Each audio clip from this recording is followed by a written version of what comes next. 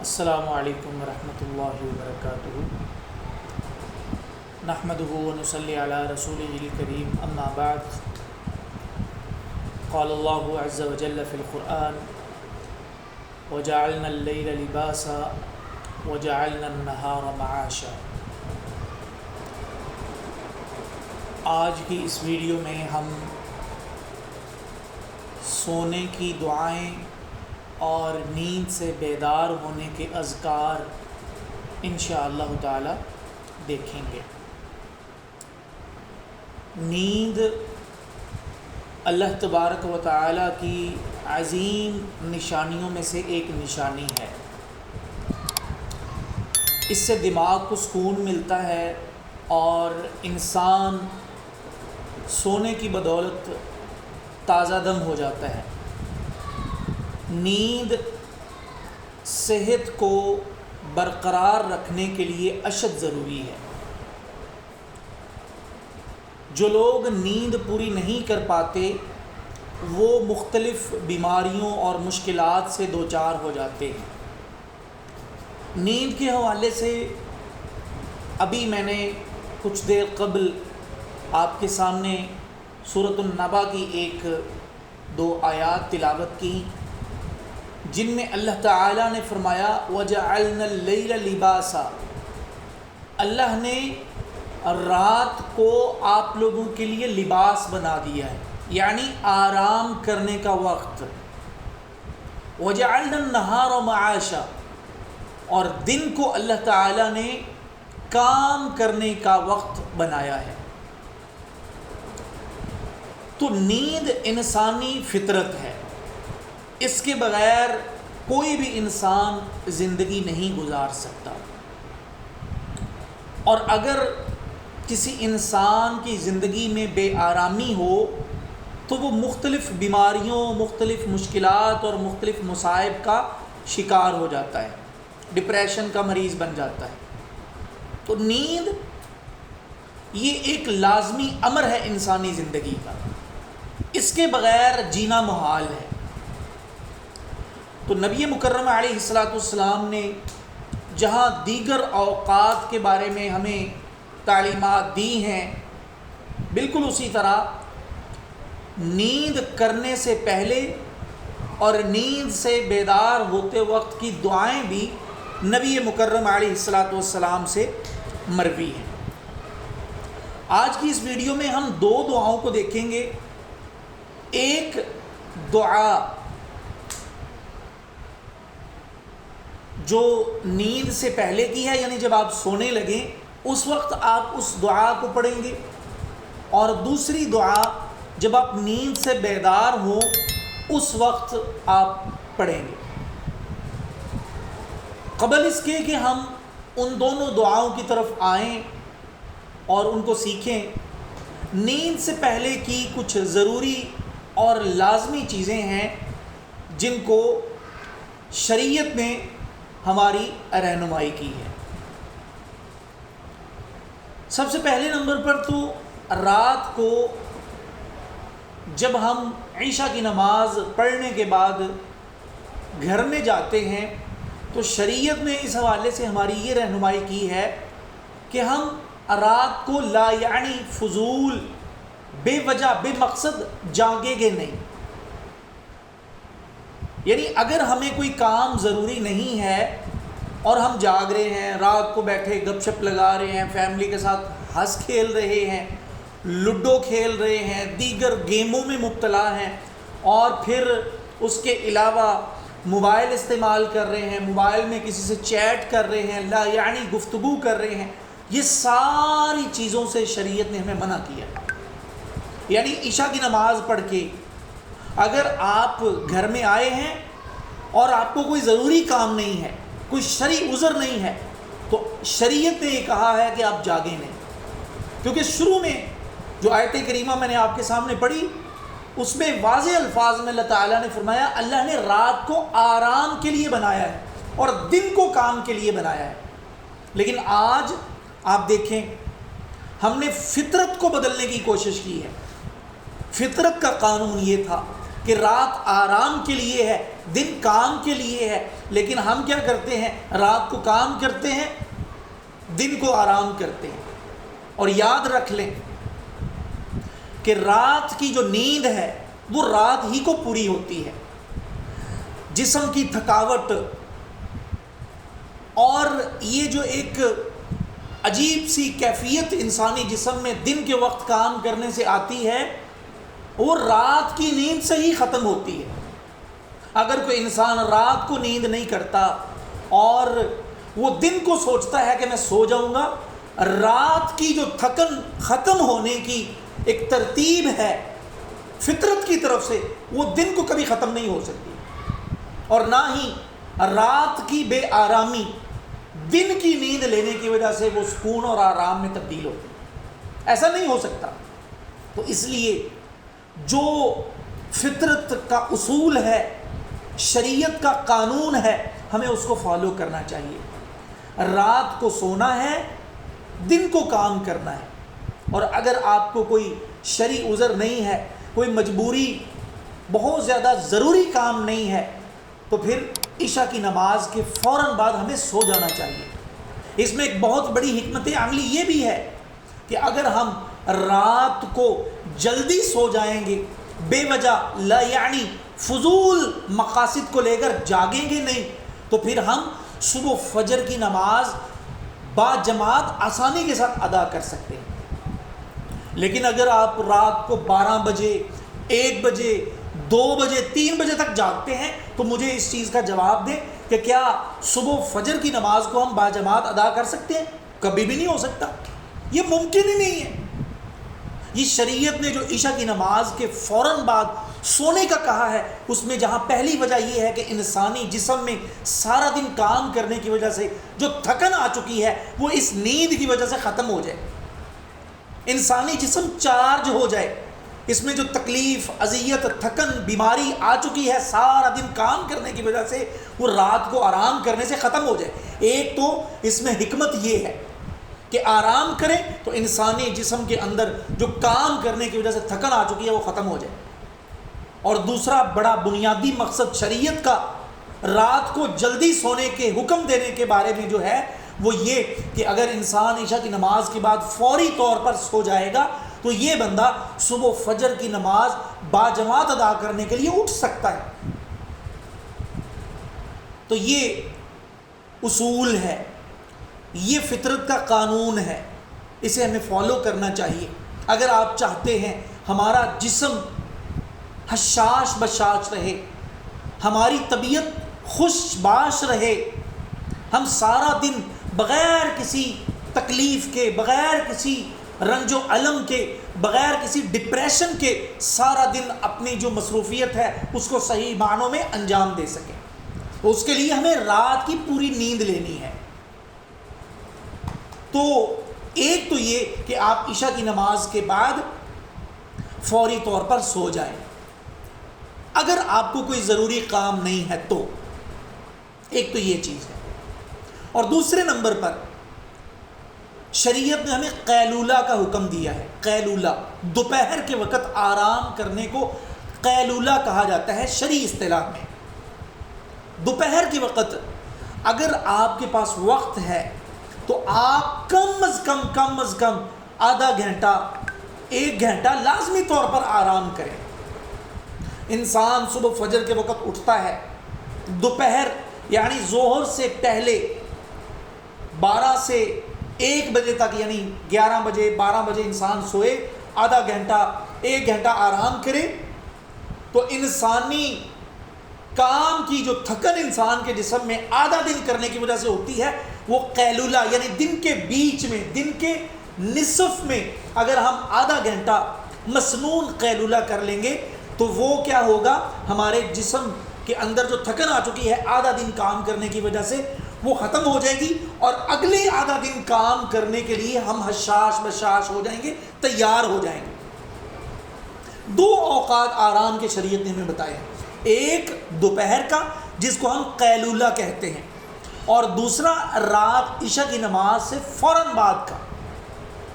یہ 2 اوقات ہمیں آرام کرنا چاہیے۔ آپ شریعت پہ غور کریں یہی وجہ ہے کہ شریعت نے ہمیں منع کیا ہے دوپہر کے وقت کسی دوسرے انسان کے گھر میں جانے سے، منع کر دیا شریعت نے۔ کیا حکمت ہے؟ کیونکہ جس طرح رات آرام کا وقت ہے، ویسے ہی دن کا جو نصف ہے، دوپہر کا وقت، وہ بھی آرام یعنی قیلولے کا وقت ہے۔ تو یہ دو اوقات میں ہمیں آرام کر لینا چاہیے، جس طرح شریعت نے ہماری رہنمائی کی ہے۔ اور نیند سے جب ہم پہلے سونے لگے ہیں تو اس کا طریقہ کار یہ ہے کہ ہمیں شریعت نے کچھ دعائیں، کچھ اذکار جو کہ نبی مکرم علیہ الصلوۃ والسلام سے مروی ہے وہ سکھائی ہیں۔ ان میں ایک جو دعا ہے سونے سے پہلے کی، جو کہ صحیح بخاری اور مسلم کی ہے، دعا کچھ یوں ہے: بسمک اللہم اموت و احیا۔ اس کا لفظی ترجمہ یہ ہے: اللہ کے نام کے ساتھ، اموت میں مرتا ہوں، و احیا اور میں زندہ ہوتا ہوں۔ نیند موت کی بہن ہے۔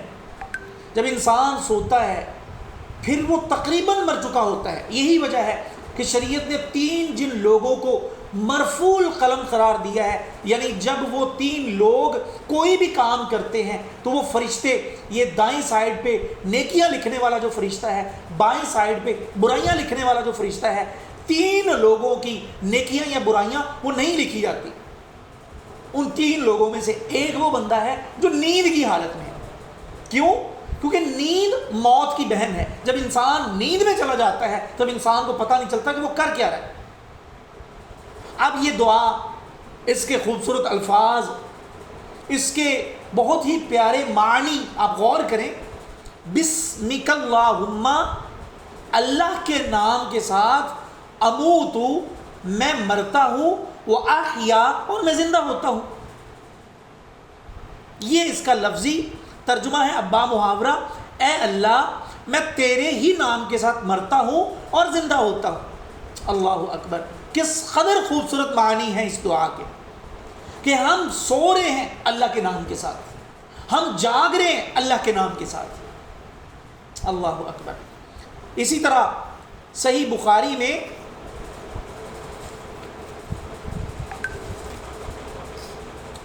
ایک دوسری جگہ پر نیند سے پہلے کے جو اذکار بتائے گئے ہیں وہ کچھ یوں ہیں۔ یہ بھی صحیح بخاری اور مسلم کے اندر ہی دعا موجود ہے جو کہ نبی مکرم علیہ الصلوۃ والسلام نے اپنی امت کو سکھائی ہے۔ بسمک ربی، اپنے رب کے نام کے ساتھ، بسمک ربی وضعت جنبی۔ پہلے ہم عربی دیکھ لیتے ہیں، اس کے بعد ہم لفظی ترجمہ اور اس کے بعد ہم با محاورہ ترجمہ دیکھیں گے۔ بسمک ربی وضعت جنبی وبک ارفعہ ان امسکت نفسی فرحمها وان ارسلتها فاحفظها بما تحفظ به عبادك الصالحین۔ اللہ اکبر! کس قدر خوبصورت معنی ہے۔ اب اس کا لفظی ترجمہ آپ دیکھیے: بسمک ربی، اپنے رب کے نام کے ساتھ، وضعت جنبی، میں نے اپنا پہلو، انسان پہلو کے بل سوتا ہے نا، یوں دائیں سائیڈ پہ، مسنون طریقہ یہ ہے کہ انسان یہ اپنا جو ہاتھ ہے یہ اپنے دائیں رخسار کے نیچے رکھے اور یوں اس پہلو کے بل یوں دائیں سائیڈ پر یوں سوئے، اور اپنا یہ والا جو ہاتھ ہے یہ اپنی بائیں ران کے اوپر رکھ لے، یوں سوئے۔ تو اس کا ترجمہ: اپنے رب کے نام کے ساتھ میں اپنے پہلو کو رکھتا ہوں، بستر پر رکھتا ہوں، وَبِكَ أَرْفَعُهُ، اور تیرے ہی نام کے ساتھ میں اپنے پہلو کو اٹھاتا ہوں۔ ان امسکت نفسی، اگر تو نے میری جان کو روک لیا، یعنی اگر میں سویا ہوا اور نیند کی حالت میں ہی اے اللہ تو نے میری روح قبض کر لی، میری جان نکال لی، فرحمہا، اے اللہ میری روح پر رحم کرنا، وَإِنْ أَرْسَلْتَهَا، اور اگر میری روح کو تو نے واپس بھیج دیا، یعنی میں نیند سے بیدار ہو گیا، فَحْفَظْهَا، یا اللہ میری روح کی حفاظت کرنا۔ بما تحفظ، بالکل اسی حفاظت کرنے کی طرح، بہی عبادک الصالحین، جس طرح تو اپنے نیکوکار بندوں کی روحوں کی حفاظت کرتا ہے۔ اللہ اکبر، کتنا پیارا مطلب ہے اس دعا کا۔ اب اس کا ہم بامحاورہ ترجمہ دیکھتے ہیں۔ تیرے ہی نام کے ساتھ اے میرے اللہ میں نے اپنا پہلو رکھا اور تیرے ہی نام کے ساتھ میں اسے اٹھاؤں گا، پس اگر تو میری جان کو روک لے تو اس پر رحم کر، اور اگر تو اسے چھوڑ دے تو اس کی حفاظت کر، جس کے ساتھ تو اپنے نیک بندوں کی حفاظت کرتا ہے۔ اللہ اکبر، یہ دونوں دعائیں جو نیند سے پہلے کی ہیں، ان کے مطالب، ان کے معنی پر آپ غور کریں، کتنی پیاری دعائیں نبی مکرم نے نیند سے پہلے کی ہمیں سکھائی۔ پہلی جو دعا ہے، بسمک اللہم اموت و احیا، اللہ کے نام کے ساتھ میں مرتا ہوں اور زندہ ہوتا ہوں۔ اور دوسری دعا، بسمک ربی وضعت جنبی وبک ارفعہ ان امسکت نفسی فرحمها وان ارسلتها فاحفظها بما تحفظ به عبادک الصالحین، کہ میں اپنے رب کے نام کے ساتھ اپنے پہلو کو بستر پر رکھتا ہوں، اور اسی کے نام کے ساتھ میں اپنے پہلو کو بستر سے اٹھاؤں گا۔ اور آگے اس دعا میں انسان اللہ کو کہتا ہے، یا اللہ اگر تو میری روح کو قبض کر لے نیند کے دوران ہی تو یا اللہ میری روح پر رحم کرنا، اور اگر تو نے میری روح کو واپس لوٹا دیا، یعنی میں نیند سے بیدار ہو گیا، مجھ پہ موت واقع نہ ہوئی، فاحفظها، یا اللہ جب میں اپنے دن کے کام کاج میں مشغول ہوں، اپنی دیگر مصروفیات میں لگ جاؤں، فاحفظها، یا اللہ میری روح کی حفاظت کرنا، شیطان کے ہٹ کندوں سے، شیطان کی چالوں سے، ابلیس کے ہیلے بہانوں سے یا اللہ میری روح کی حفاظت کرنا۔ بما تحفظ به عبادک الصالحین، بالکل اسی حفاظت کرنے کی طرح جس طرح تو اپنے نیک بندوں کی روحوں کی حفاظت کرتا ہے۔ یہ دو دعائیں نبی مکرم علیہ الصلوۃ والسلام نے نیند سے پہلے کی ہمیں سکھائی ہیں، یعنی جب ہم سونے لگیں تو یہ دو دعائیں ہم پڑھیں گے۔ اور نیند سے بیدار ہونے کی جو دعا نبی مکرم علیہ الصلوۃ والسلام نے ہمیں سکھائی ہے، یہ دعا بھی صحیح بخاری اور مسلم کے اندر موجود ہے۔ دعا کچھ یوں ہے، الحمدللہ الذی احیانا بعدما اماتنا والیہ النشور۔ اس کا لفظی ترجمہ، الحمدللہ الذی، تمام تعریفیں اس اللہ کے لیے، احیانا جس نے ہمیں زندہ کر دیا، بعدما اماتنا ہمیں مارنے کے بعد، وَإِلَيْهِ النُّشُورُ اور ہم سب نے اسی کی طرف لوٹ کر جانا ہے۔ اس کا بامحاورہ ترجمہ، سب تعریفیں اللہ کے لیے ہیں جس نے ہمیں مارنے کے بعد زندہ کیا اور اسی کی طرف ہم نے لوٹ کر جانا ہے۔ یہ تین دعائیں آج کی اس ویڈیو میں ہم نے پڑھی ہیں، دو نیند سے پہلے کی اور ایک نیند سے بیدار ہونے کی۔ یہ تینوں دعائیں صحیح بخاری اور مسلم کے اندر موجود ہیں، جو کہ نبی مکرم علیہ الصلوۃ والسلام نے اپنی امت کو سکھائی اور بتلائی ہے۔ ہم سب کو چاہیے کہ نیند انسانی فطرت ہے۔ ہم میں سے کون بندہ ہے جو سوتا نہ ہو؟ ہم نے سونا ہے، اور کس قدر خوبصورت بات ہے کہ ہم سونے کے معاملے کو، نیند کے عمل کو مسنون بنا لیں۔ وہ کس طرح مسنون بنائیں گے؟ ان دعاؤں کے اہتمام کرنے کے ساتھ۔ ہم سونے لگیں، چاہے دن کو سونے لگیں، رات کو سونے لگیں، کسی بھی وقت ہم سونے لگیں، ان دعاؤں کا اہتمام کریں۔ سونے کی جو دعائیں بتائی گئی ہیں ان کے معنی اور مطالب بھی آپ کے سامنے رکھے گئے، اور نیند سے بیدار ہونے کی جو دعائیں ہیں ان کا ترجمہ بھی آپ کے سامنے بیان کیا گیا. اب آپ خود فیصلہ کریں ان کے معنی، مطالب، مفہوم، تشریح کس قدر خوبصورت ہے کہ ان دعاؤں میں انسان سونے سے پہلے، نیند سے بیدار ہونے کے بعد اللہ تعالیٰ سے کیا باتیں کرتا ہے، کیا گفتگو کرتا ہے، اللہ کے ساتھ کن التجاؤں کا ذکر کرتا ہے. تو ہمیں لازمی طور پر یہ 2 اوقات کی 3 دعائیں جو ہم نے سیکھی ہیں، 2 دعائیں نیند سے بیدار ہونے سے، نیند سے پہلے کی، اور ایک دعا نیند سے بیدار ہونے کے بعد کی دعا، یہ ہم خود بھی ان دعاؤں کو دیکھیں، پڑھیں، یاد کریں، اور اپنے ساتھ ساتھ اپنے اہل خانہ کو، اپنے دوست احباب کو، جاننے والوں کو لازمی طور پر ان دعاؤں کو یاد کرنے کی ترغیب دیں. کم از کم ہم اپنے گھر کے تمام افراد کو تو یہ دعائیں سکھا سکتے ہیں نا، کہ وہ ان دعاؤں کو سیکھیں. اور سونا تو ہے ہی ہم نے، کون بندہ ہے جو کہتا ہے کہ میں نے نہیں سونا؟ سونا تو ہے، لیکن وہ نیند کس قدر خوبصورت بن جائے گی، کس قدر اعلیٰ بن جائے گی کہ اگر ہم اس نیند کو مسنون بنا لیں، نبی مکرم کی بتائی گئی دعاؤں کے ساتھ اپنی اس نیند کو مزین کر لیں. اور پھر جب ہم یہ دعائیں پڑھیں گے تو نیند کے دوران اللہ تعالی ہماری حفاظت بھی کریں گے. اللہ کی طرف سے ایک غیبی فرشتہ ہمارے ساتھ مقرر کر دیا جائے گا. جتنی دیر ہم نیند میں رہیں گے وہ فرشتہ اللہ کی طرف سے ہماری حفاظت پر معمور کر دیا جائے گا، وہ ہماری حفاظت کرے گا شیاطین سے، جنوں سے. تو ہمیں ان دعاؤں کا لازمی اہتمام کرنا چاہیے. اور سب سے اہم بات کہ یہ جو ویڈیو آپ لوگوں کے لیے ریکارڈ کی گئی ہے، آپ سب اس کو اچھے طریقے سے یاد کریں اور اپنی عملی زندگی میں، پریکٹیکلی لائف میں ان دعاؤں کو لے کر آئیں. اور یہ ویڈیو آپ زیادہ سے زیادہ لوگوں تک شیئر کریں. گونگے بہرے افراد جو آپ کی کانٹیکٹ لسٹ میں موجود ہیں ان تک یہ زیادہ سے زیادہ یہ جو ویڈیوز آپ لوگوں کے لیے ریکارڈ کی جاتی ہیں یہ شیئر کریں.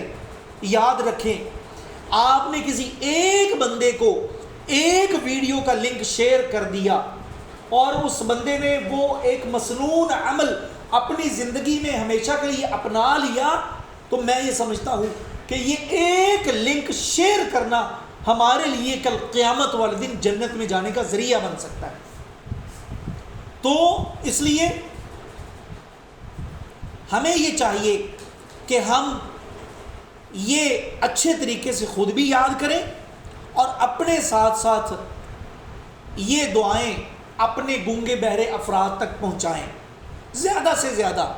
اور ہمارا جو الحرمین کا یوٹیوب چینل ہے وہ زیادہ سے زیادہ لوگوں کو سبسکرائب کروائیں، تاکہ جب بھی ہم اس طرح کی ویڈیو، کوئی بھی دعا، قرآنی آیت کا ترجمہ، حدیث مبارکہ کا ترجمہ، یا کوئی بھی ہم کوئی ایسی مفید دینی ویڈیو ریکارڈ کر کے یوٹیوب چینل پر اپلوڈ کریں تو فوری طور پر جن لوگوں نے بھی ہمارا یوٹیوب چینل سبسکرائب کیا ہوگا وہ فوراً اس ویڈیو کو اوپن کریں اور اوپن کر کے وہ ویڈیو دیکھ لیں. ایک تو یہ چیز ہے کہ زیادہ سے زیادہ جو ویڈیوز یا لنک آپ لوگوں تک آتا ہے اس کو آپ گونگے بہرے افراد تک اور عام لوگوں تک پہنچائیں. ضروری نہیں ہے کہ وہ گونگے بہرے افراد ہی تک ہو. گونگے بہرے افراد کے لیے اس لیے کہا گیا ہے کہ یہاں پر آپ لوگوں کے لیے ساتھ اشارے ہو رہے ہیں، آپ کے سامنے یوں اشاروں کی زبان میں، سائن لینگویج میں آپ لوگوں کے لیے یہ دعائیں اور دیگر چیزیں ریکارڈ کی جاتی ہیں. گونگے بہرے افراد تک بھی پہنچائیں اور نارمل جو لوگ ہیں ان تک بھی یہ ریکارڈنگ اور ویڈیو پہنچائیں، تاکہ زیادہ سے زیادہ لوگ اپنی عملی زندگی میں نبی مکرم علیہ الصلوۃ والسلام کی تعلیمات کو لائیں اور صحیح معنوں میں ایک مسلمان مومن بن جائیں. اور دوسرے نمبر پر اگر آپ کے ذہن میں کسی بھی قسم کا کوئی بھی سوال ہو تو آپ اپنے موبائل کے کیمرے کو آن کریں اور آن کرنے کے بعد ایک چھوٹی سی ویڈیو ریکارڈ کریں، اس میں اپنا وہ سوال ریکارڈ کریں. سوال ریکارڈ کر کے وہ ہمارا اس ویڈیو کے نیچے ایک واٹس ایپ نمبر ہے، اس واٹس ایپ